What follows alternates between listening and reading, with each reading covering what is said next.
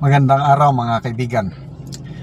I-shout out ko lang muna, pasalamatan ang aking mga kaibigang researchers, si Eudora at saka si Chris Torres. Salamat sa pagpapadala nyo sa akin ng mga post, videos and articles. Kaya nakakagawa ko ng maraming reaction vlog. Ito, pinadala nila Bilyonaryo News Channel na post 33 minutes ago. Bersamin out, recto in. Good, sabi ni Elber Galbot, bye bye lolo. Breaking, Finance Secretary Ralph Recto will replace Lucas Bersamin as Executive Secretary. This confirms Bilyonaryo News Channel's exclusive report that a palace shake-up under the Marcos administration is underway. Ayan. So, okay, so, bakit sinibak o sisibakin pa? Kasi itong, bilib ako dito sa Bilyonaryo News, ang dami nilang mga insider o bubuwit, ano pa tawag doon, puting ahas kung si Marlica. Once na nag-report ang bilyonaryo, more or less ano ito, accurate, basta may mga sources sila, nababantayan ko yan. At itong bilyonaryo, isa sa mga, I don't know kung matawag silang mainstream media, di pa naman siguro, wala silang kinakatakutan eh. Kung may batikusin, babatikusin nila. Duterte man yan o Marcos, kakamping. Ang kanilang talaga katotohanan. And saludo ako sa Bilyonaryo News Channel. Okay, so tanong, anong dahilan? Bakit sinibak o sisibakin?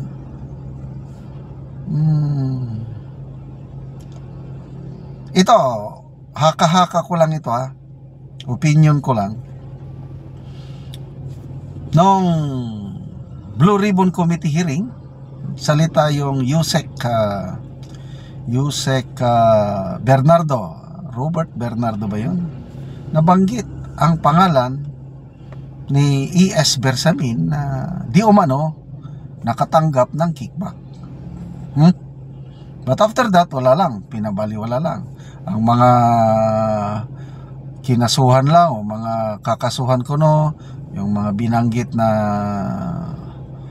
senators, Estrada, Villanueva,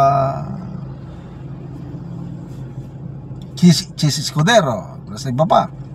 Then wala lang, kinalimutan lang nila yung CES Bersamin.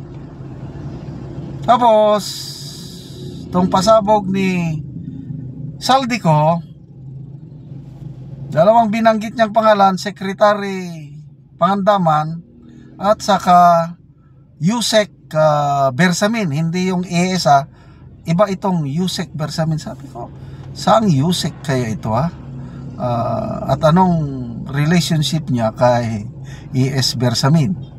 Kaya lang, at least Bersamin dalawa. So, connecting the dots, ito ba ang pagsibak sa kanya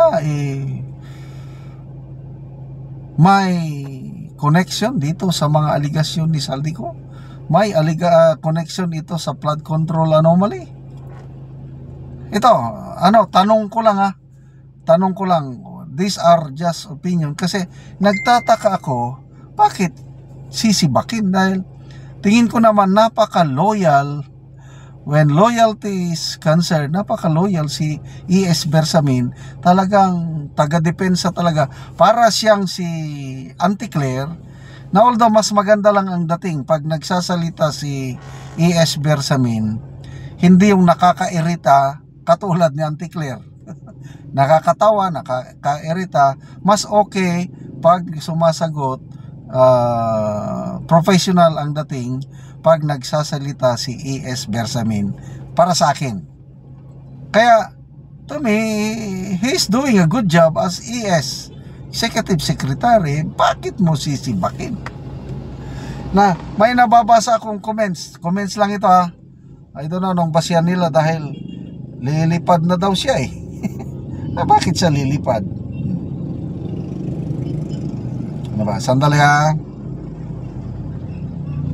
Comments. Sunrise Lulu, is Bersamin the new Department of Justice soon? Hindi. Demotion. Kasi Executive Secretary, Little President yan. Tapos sisibakin mo, dadalhin mo sa DOJ, no way. Supreme Court Chief Justice yan dati. Kaya to me, hindi siya, kung ako si E.S. Bersamin, hindi ko tatanggapin yung DOJ. Deeds Ubas, change members of group effort. Yan na. Ito, PJ Walter, sabi, next week, Bersamin flies out to US to seek medical attention. Iiwas na, parang Manuel Bunuan, yung DPWH ex-secretary.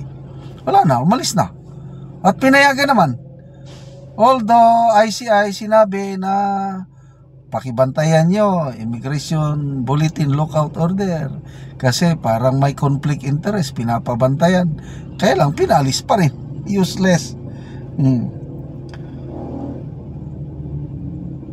So, Maurice Baniswal, so when will the video be released also, Honorable Bersamin? Mag-re-release din siya ng video? I don't know. Yan, Rutherford Sabredo, next, out of the country na yan. Hindi po malayong mangyari. Pag alis niya, baka mamaya, nasa ibang bansa na siya. Lalo na, wala namang kaso, wala namang di pwedeng makalis. Kagaya ng ginawa ni ex-secretary Manuel Bunuan. Priscilla Abante, kumanta ka na rin, Bersamin.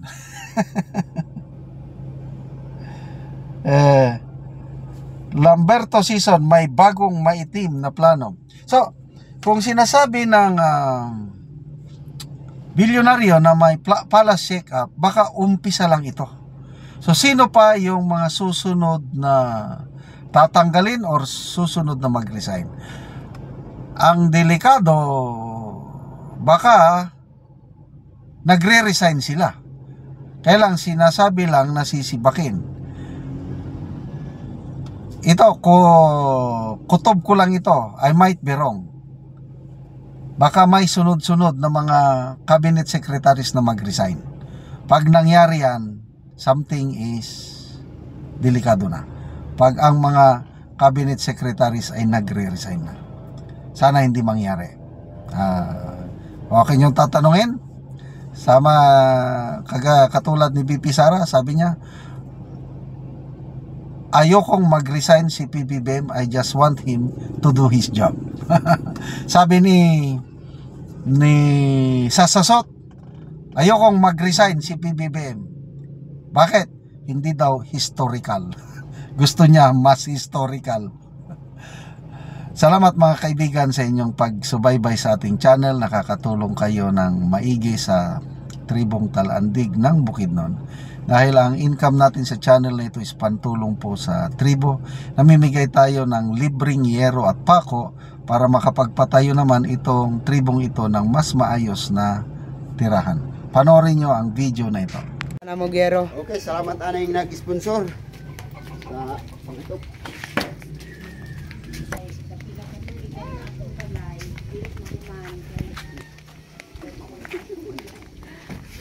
Okay, nakabot na dito.